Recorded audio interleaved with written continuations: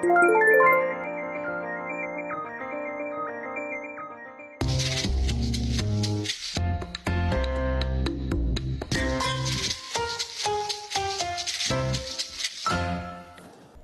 tal, amigas y amigos? Bienvenidos a esta nueva versión de Bolsa con Valdés. Estaremos haciendo una serie de micros para explicar el tema de la indexación y todas sus implicaciones. El origen histórico, cómo se ha venido formando en algunos países, cuáles son aquellos países donde ha habido hiperinflación y donde se ha aplicado la indexación, y también a partir del concepto de la indexación. ¿Qué es la indexación? Cómo surgen las sociedades, cómo responden los agentes económicos, cómo responden los gobiernos y cómo ha servido de alguna manera la indexación de la economía para acabar, atenuar y en muchos casos frenar la hiperinflación. Aquí tenemos el primer concepto. La indexación es una técnica para ajustar pagos mediante un índice de precios para mantener el poder adquisitivo del público luego de la inflación. Esta es una tomada de Wikipedia.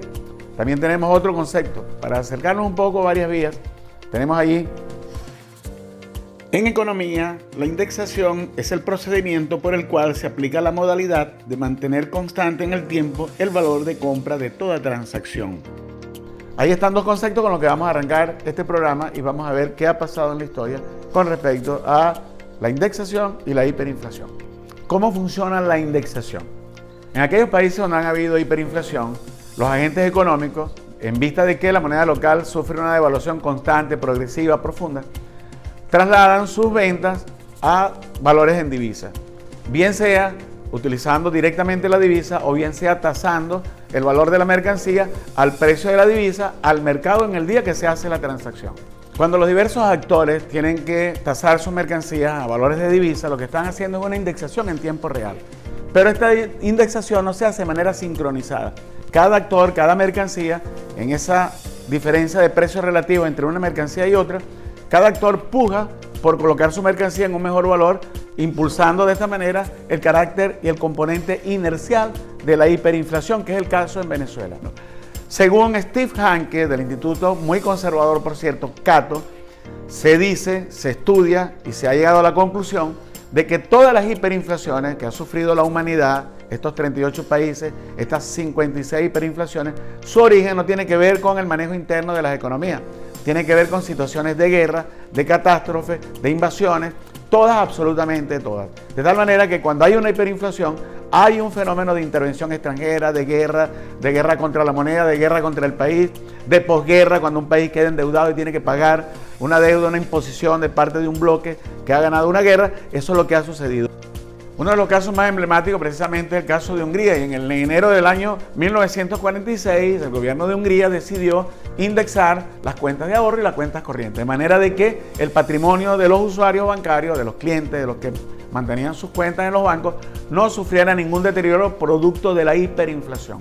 También se utilizó una moneda fiscal, es decir, una moneda indexada para uso fiscal para poder pagar impuestos. Este fue el caso del pengo fiscal, y se imprimieron muchos billetes para poder pagar los impuestos, pero luego esta moneda se extendió para el uso de otra serie de contratos y en el resto de la economía. Otro caso importante fue el caso de Brasil. Brasil es un país que ha sufrido muchas hiperinflaciones.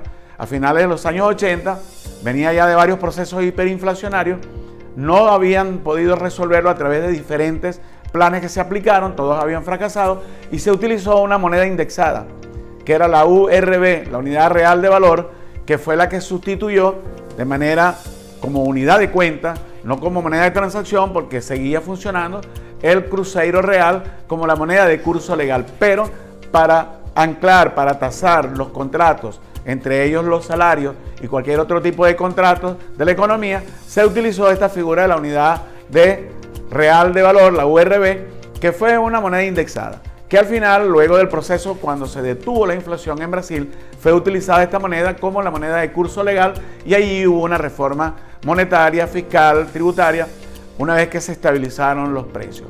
En el caso de Brasil, el presidente entrante, Itamar Franco, en sustitución de Fernando Collor de Mello, como dijimos, convocó a Fernando Henrique Cardoso. Este, a su vez, buscó una serie de intelectuales de la Pontificia Universidad Católica de Río de Janeiro, entre ellos Lara Rasende, André Lara Rasende y Percio Árida, quienes hacía una década venían trabajando con una idea de que era necesario utilizar una moneda indexada para detener la hiperinflación. ¿Por qué?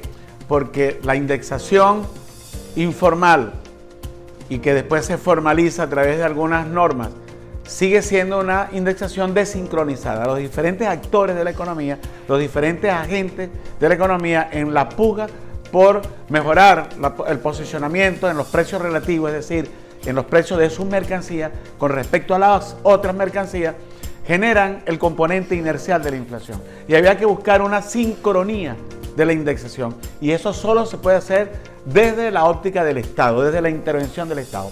Por eso estos dos intelectuales fundamentales, dentro de un espectro mucho más amplio de intelectuales, condujeron la política del Plan Real que llevó a la derrota de la hiperinflación y a la utilización de una moneda indexada en el Brasil. ¿Cómo funciona esta indexación desincronizada? Imaginemos en el universo de mercancías que circulan en una economía, la mercancía A. El dueño, el agente económico que vende, que transa la mercancía A, cuando previo a las hiperinflaciones existe un equilibrio, podía intercambiar, por ejemplo, la mercancía A por dos mercancías B. Una vez que comienza o que se dispara la hiperinflación, estos precios relativos de una mercancía con otra cambian. Cuando el actor de la mercancía A ve que ya no puede comprar dos mercancías B, sino que compra una y media o que compra una, entonces inmediatamente puja por reposicionar el precio de su mercancía para tratar de alcanzar el mismo nivel adquisitivo que tenía antes que se desatara la hiperinflación. Y por supuesto este mecanismo funciona durante el proceso hiperinflacionario, no con una sola mercancía A o B, que es el ejemplo que estamos poniendo, sino con todo el universo de mercancías, lo cual precisamente genera el componente inercial de la hiperinflación. Por eso es que secamiento de liquidez, congelación de precios, congelación de salarios no funcionaron en ninguno de los planes en Brasil y por lo general no han funcionado en ninguno de los 38 países donde se ha desatado la hiperinflación. ¿Cuál es el mecanismo que ha funcionado?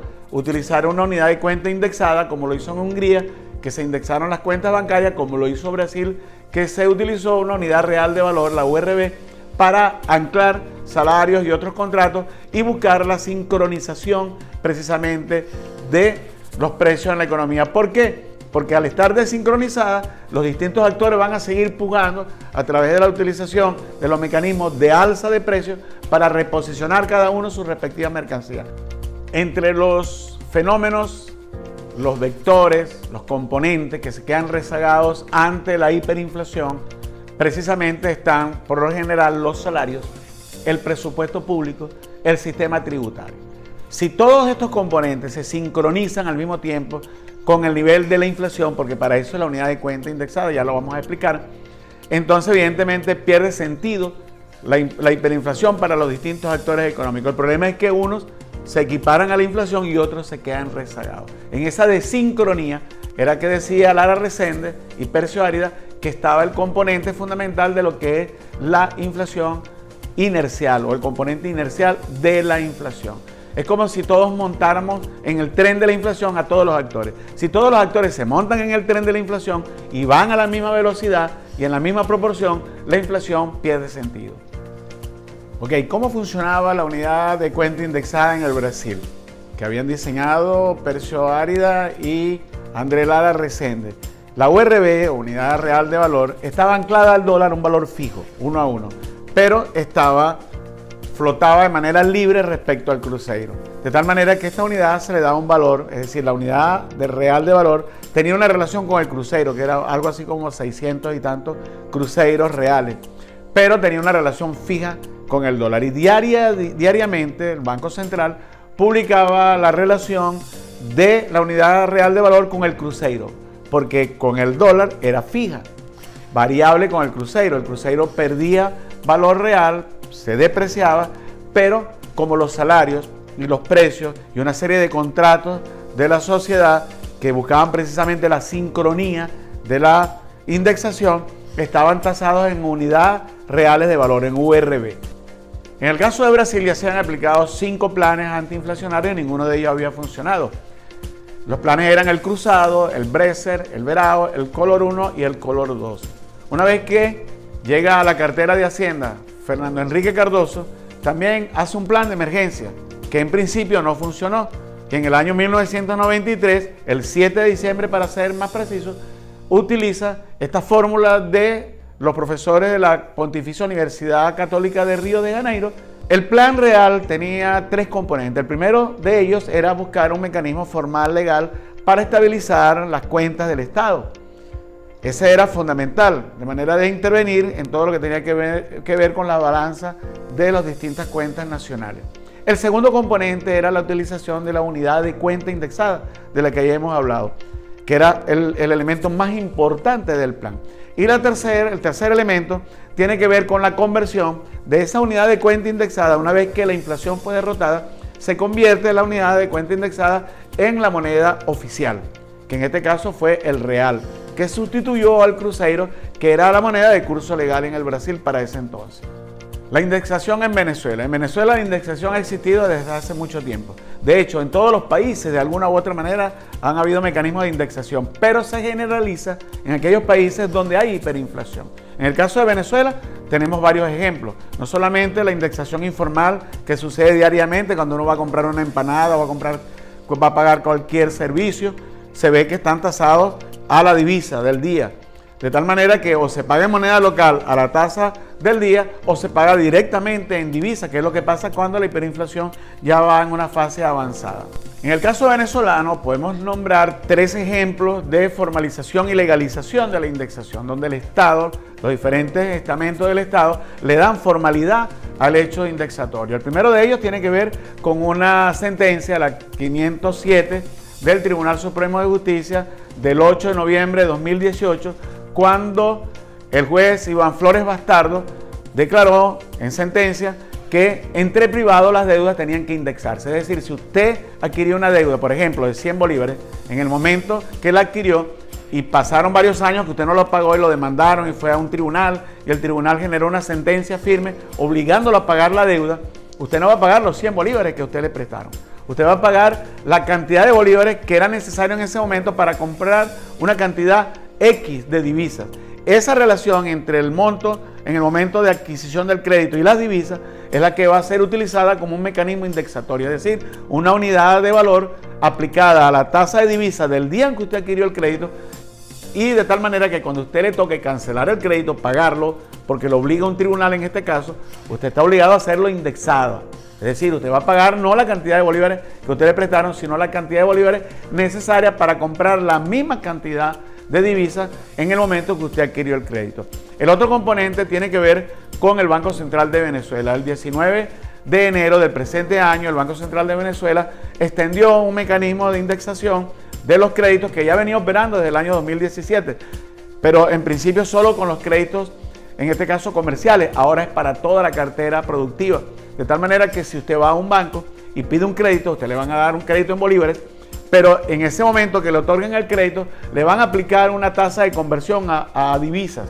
Ese valor, que es una unidad de valor de crédito, en este caso para toda la cartera productiva, y un índice de inversión, esos dos elementos van a servir para usted calcular el monto del crédito en valor de divisa. Cuando usted va cancelando el crédito, bien sea por las cuotas que le corresponden o lo que llaman el principal, es decir, el monto global del crédito, usted no va a dar la misma cantidad de bolívares. Si usted le prestaron 100 bolívares, usted no va a pagar 100 bolívares, usted va a pagar tantos bolívares como la inflación haya deteriorado el bolívar, en este caso la moneda local, y sea necesario una cantidad mayor de bolívares para comprar la misma cantidad de divisas. Además, por supuesto, de los intereses que comporta cualquier crédito en cualquier parte del mundo. Estas son las primeras dos componentes, la del Tribunal Supremo en la sentencia, que indexa los créditos entre privados, y el del Banco Central de Venezuela, que indexa los créditos que usted va a buscar en la banca comercial. Pero también hay otro ejemplo. El propio Poder Ejecutivo Nacional, a través de una convención laboral con los trabajadores de la industria petrolera, creó varios mecanismos que implican indexación de algunos elementos contractuales en esta convención petrolera laboral. De manera que estamos hablando ya de un hecho comprobable. En Venezuela ya la indexación llegó. ¿Cuál es el problema de la indexación? Ya lo dijimos, la que detectó el economista Andrés Lara Resende, que todos los actores de la economía están desfasados en términos de capacidad de indexarse. Y por supuesto esto implica que esa desincronía va a ser el alimento, el carburante para que la hiperinflación siga galopando. Bueno, hasta aquí el primer programa de esta serie que estamos proponiendo, no solamente para la televisión, sino también para las redes, donde estaremos tocando todos los aspectos de la indexación. Hoy quisimos tocar el origen de la indexación, cómo funciona y cuál es la propuesta que estamos haciendo desde nuestro programa Bolsa con Valdés para indexar la economía venezolana. Será hasta la próxima.